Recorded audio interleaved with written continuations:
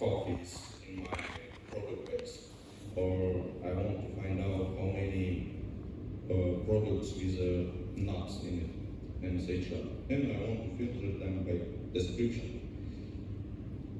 so by text.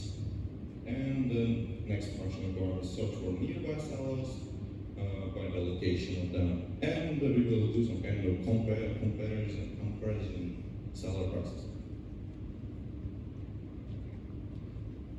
Okay, and a little bit information about SQL and tools that we will use during our lecture.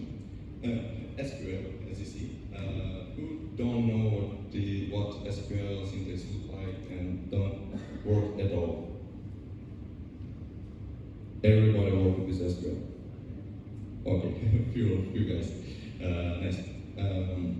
We have a very simple structure. We have operators like select, from, join, where, group by. They just words that are understandable by everyone, and it works like we are writing some kind of sentence. Like here, we are selecting just elements from flowers to the table, and we're joining some other tables by the filter, not a filter, but joining attribute, where we are finding out which column from the original table is linked with the other column from the other table.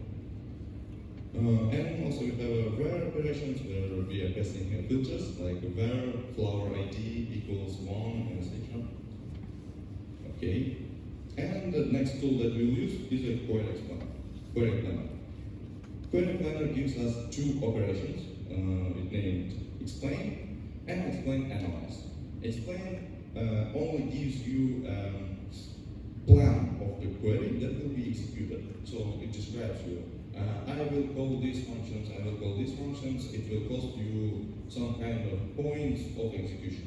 But explain analyze also executes this query actually, and gives you also a time that take by execution. And it looks like this. Here we have explain analyze. Explain gives us a plan where we see like gather operation, and we see parallel scan as also an operation. Operations are marked as an arrow, and we wasted 10 milliseconds to execute this query. Here the stack scan is a sequential scan of the whole data. And we also have an index scan that works much faster. And we're getting to the indexes. Let's